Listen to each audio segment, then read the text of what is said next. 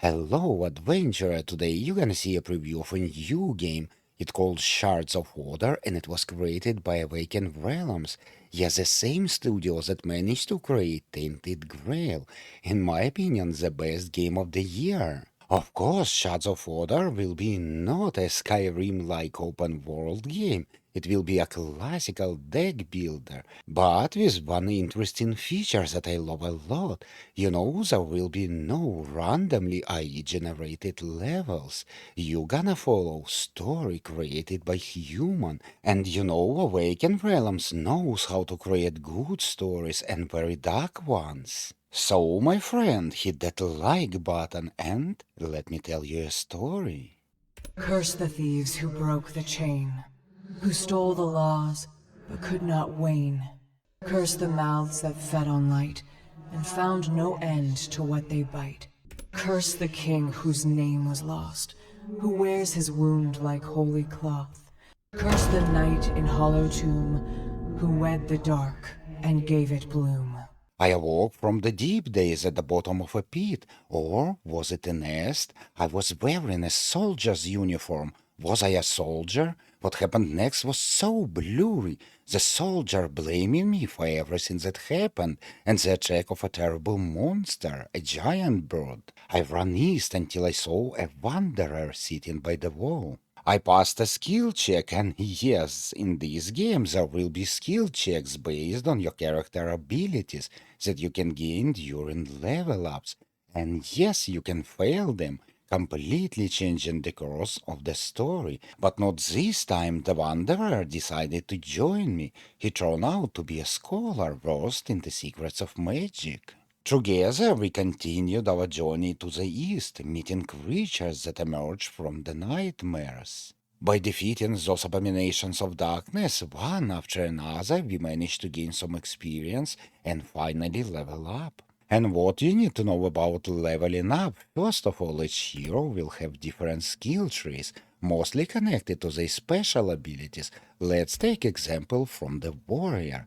This tree will be focused all around shielding, shielding yourself, shielding your allies. This tree will be focused all around damage dealing and gaining rage. Yeah, we will talk about it a bit later. And the last skill tree will be focused all around buffs and the buffs making your enemies weaker or making yourself stronger.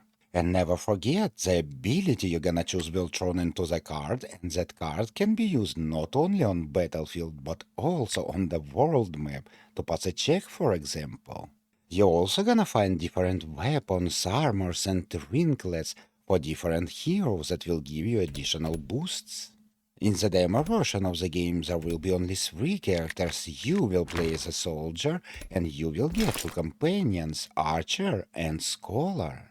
But during the full release, you will be able to choose from 5 different playable characters with different playstyles, different abilities, and different personal arcs. And here on the battlefield, we can see it clearly.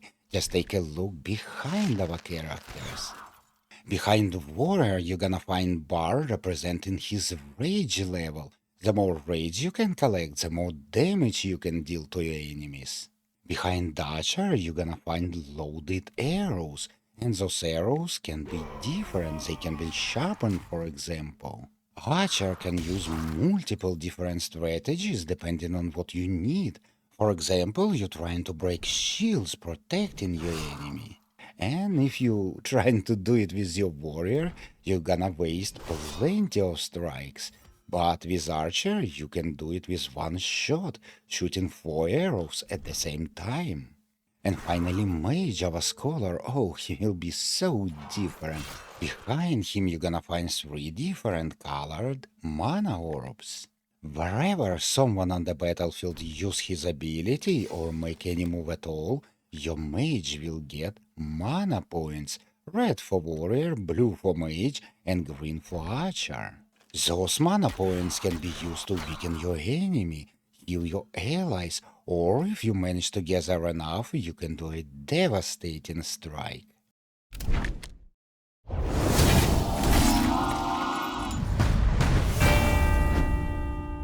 The world exploration itself will be also a bit different.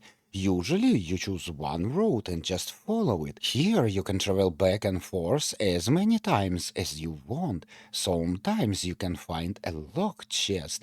You need to find the key, go back and unlock it. And sometimes you can find some sort of riddle or a puzzle, and if you manage to solve it, well, you will be rewarded. But let's go back to our story. So, what happened after our party of adventurers managed to chop their way through the horde of monsters?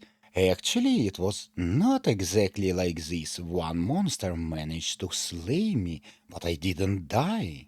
Because in these decaying worlds, the ancient laws that once bound life, death, and time have been stolen or shattered, leaving behind a place where memory fades, identity fractures, and even the dead refuse to stay buried.